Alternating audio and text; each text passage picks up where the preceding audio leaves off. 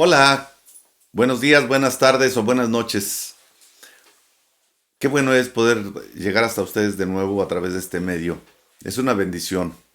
Así que quiero invitarles hoy para considerar la relación personal. Llámese con Dios o llámese interpersonal con los seres humanos o nuestros semejantes.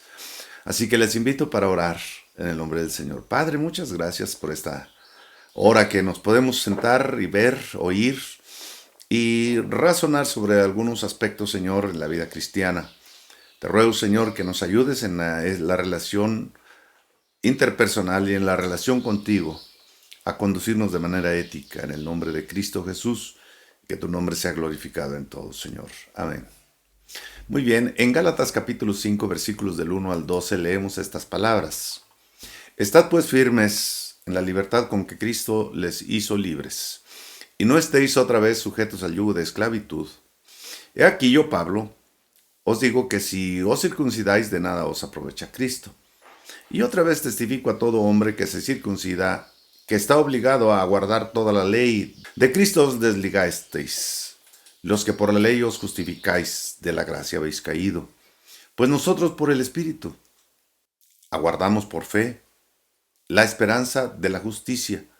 Porque en Cristo Jesús ni la circuncisión vale algo, ni la incircuncisión, sino la fe, que obra por el amor. Vosotros corríais bien, hombre. ¿Quién os estorbó para no obedecer a la verdad? Esta persuasión no procede de aquel que os llama. Un poco de levadura leuda toda la masa. Yo confío respecto de vosotros en el Señor, que no pensaréis de otro modo, mas el que os perturba llevará la sentencia, quien quiera que sea. Y yo, hermanos, si aún predico la circuncisión, ¿por qué padezco persecución todavía? En tal caso se ha quitado el tropiezo de la cruz. Ojalá se mutilasen a los que os perturban.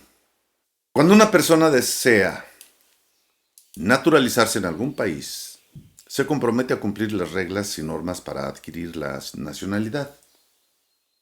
Quien desea ser aceptado se compromete a cumplir todas las disposiciones. Cualquiera que deseaba ser parte del pueblo de Israel debía pasar por el proceso de ser enseñado respecto a la circuncisión. Y Pablo y Bernabé, los apóstoles y los ancianos, no la impusieron a los creyentes gentiles porque es judío el que lo es en el interior y la circuncisión es la del corazón, en el espíritu, no en letra, la alabanza del cual no proviene de los hombres sino de Dios, dice Romanos capítulo 2 versículo 29. Y también Jeremías lo dijo en el capítulo 4 versículo 4. Él exhortó circuncidar el prepucio del corazón, no el de la carne. Quien confía en las obras de la ley no le aprovecha la muerte de Cristo. David, consciente de su situación, exclama en el Salmo 51, ten piedad de mí, oh Dios, conforme a tu misericordia, conforme a la multitud de tus piedades, borra mis rebeliones. Y dice muchas cosas más. Pero esto consciente, desde luego, de su situación, de que como hombres, muchas veces como seres humanos, fallamos. El hombre que descubre su falta de mérito ante la justicia divina, sabe que solamente la misericordia de Dios le puede ser propicia. La esencia del cristianismo es la ley de Cristo en el amor. Pues este es el amor de Dios, que guardemos sus mandamientos. Y sus mandamientos no son gravosos, dice 1 de Juan capítulo 5, versículo 3. La fe cristiana se basa en el amor a Jesucristo. Sobrellevad, dice los unos, las cargas de los otros y cumplid así la ley de Cristo. Gálatas capítulo 6, versículo 2, que veremos enseguida. ¿Cuál de los mandamientos de Jesús son nuevos? Es una pregunta que nos puede ayudar a buscar y ver cuántas cosas dijo Jesús y en varias ocasiones dio mandamientos y dijo un mandamiento nuevo. Nada más hay que ver qué tan nuevo es. Si guardares mis mandamientos, dice, permaneceréis en mi amor, así como yo he guardado los mandamientos de mi Padre y permanezco en su amor. Dice San Juan capítulo 15, versículo 10. Y en el versículo 12 del mismo capítulo, Jesús mandó que nos amemos unos a otros. Los de Galacia estaban siendo persuadidos a apartarse de la fe. Y entonces el apóstol Pablo menciona esta expresión, un poco de levadura leuda toda la masa. Para eso hay que entender que la levadura representa una mala influencia. Eso ocurría en las iglesias de Galacia y más. El Espíritu nos da paciencia. La fe produce la esperanza de justificación en Cristo. Quien nos es hecho por Dios, considere esto, es muy importante. Sabiduría, justificación, santificación y redención. Sabiduría, justificación, santificación y redención son temas medulares en la Escritura. Eso dice 1 Corintios capítulo 1, versículo 30. Dije que son temas medulares, no dice la Biblia que son temas medulares, eso lo digo yo. El enfoque de Pablo hacia los perturbadores no era solo que los circuncidaran, sino que los mutilaran. Y eso es una expresión bastante fuerte. Dicho de otra manera, según el diccionario, es cortarle o arrancarle a un ser vivo un miembro o una parte del cuerpo violentamente. Así que ya sabe lo que estaba diciendo Pablo. La libertad cristiana. En Gálatas capítulo 5, versículo 13 al 15 leemos, porque vosotros, hermanos, a libertad fuisteis llamados. Solamente que no uséis la libertad como ocasión para la carne, sino servíos por amor unos a otros. Porque toda la ley en esta sola palabra se cumple. Amarás a tu prójimo como a ti mismo. Y dice luego algo fuerte, pero si os mordéis y os coméis unos a otros, mirad que también os consumáis unos a otros. El énfasis teológico cambió en esta parte para ser un modo ético, hablar de una forma ética. Pablo tenía una mentalidad práctica. A mí me admira que siempre termina sus cartas con una nota práctica. La teología no funciona si no puede vivirse.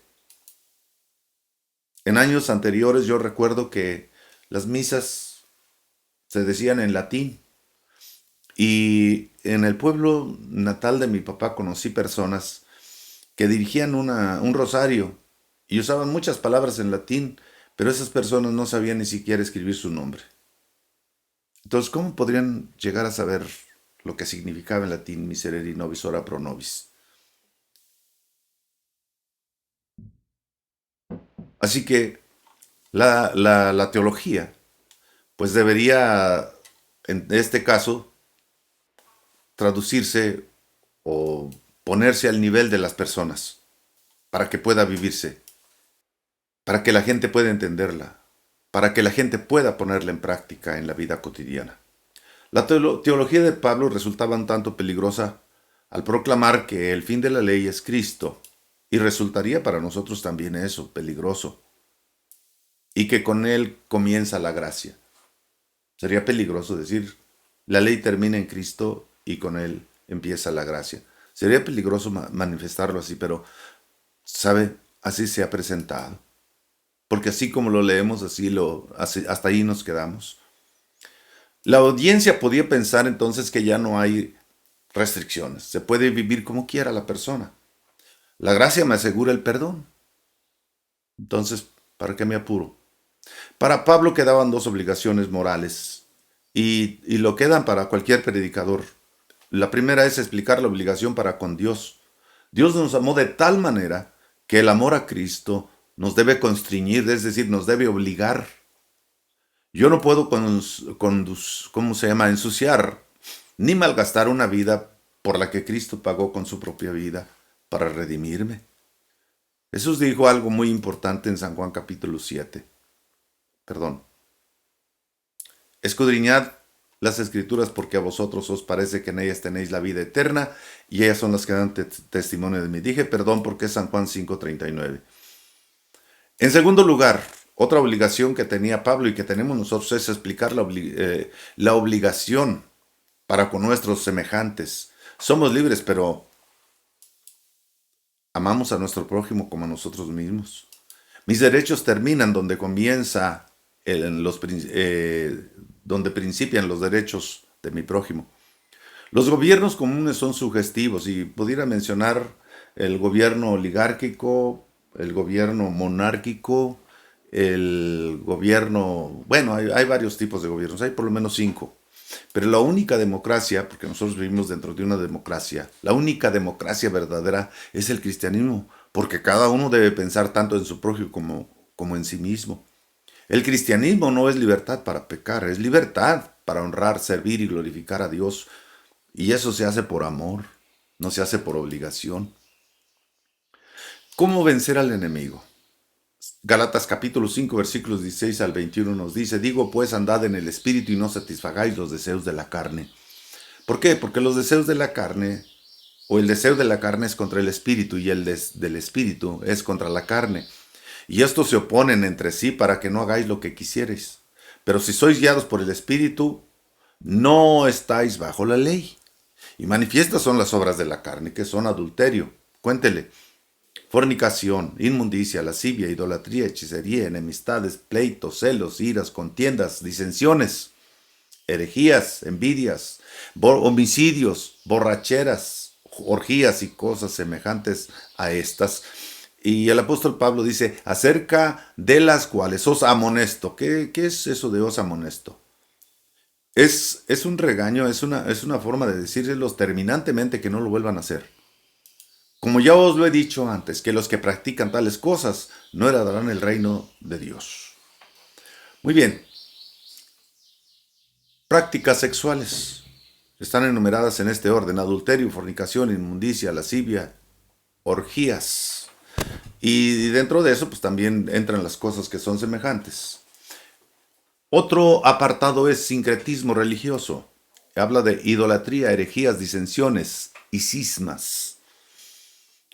Y también hay otras cosas que se pueden agregar a esas.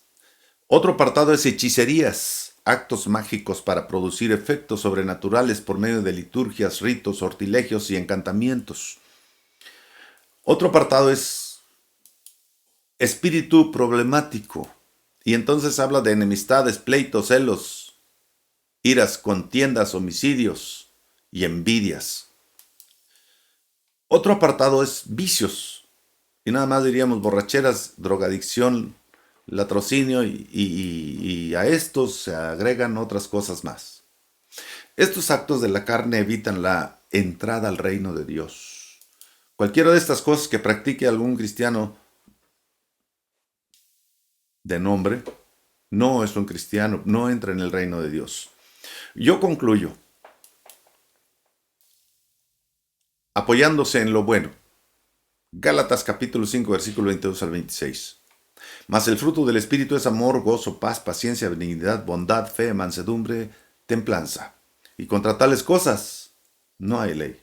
Pero los que son de Cristo han crucificado la carne con sus pasiones y deseos. Si vivimos por el Espíritu, andemos también por el Espíritu. No nos hagamos vanagloriosos, irritándonos unos a otros y envidiándonos unos a otros. En todo creyente hay una doble naturaleza. Usted debe saberlo, muy personalmente. En primer lugar, hay 17 obras de la carne contra la castidad. Cuando la inmoralidad sexual no solo se permitía, perdón, sino que se consideraba como algo esencial en la vida normal de una persona. En segundo lugar, hay 9 características del espíritu que nos permiten conocer si somos o no somos. No hay ley por encima del fruto del espíritu. Si usted se entregó a Jesucristo, ha crucificado la carne con sus pasiones y deseos. Allá usted si los quiere resucitar de nuevo. Las malas acciones que caracterizaban al ser humano, el fruto del espíritu de Dios en nosotros, nos eleva por encima del enemigo interno y del juicio de la ley misma. La experiencia y la convicción del cristiano debe ser rendirse a Cristo, morir al pecado y resucitar para una vida nueva en la que las acciones del viejo hombre o mujer mueran y las cualidades del Espíritu se desarrollen. Ahora pues, dice, ninguna condenación hay para los que están en Cristo Jesús, los que no andan conforme a la carne, sino conforme al Espíritu. Romanos 8:1. Si vivimos por el Espíritu, andemos también por el Espíritu. Esta es la condición por la que nosotros podemos ser agradables a Dios. Queridos, Dios les bendiga. Gracias por su paciencia y su atención. este día. Te damos gracias, Señor, por tu palabra que es viva y eficaz. Gracias, Señor, porque un poquito aquí, otro poquito allá, y nos ayuda y nos enseña a conducirnos como tú quieres. En el nombre de Jesús. Amén. Dios les bendiga, mis amados. Hasta la próxima.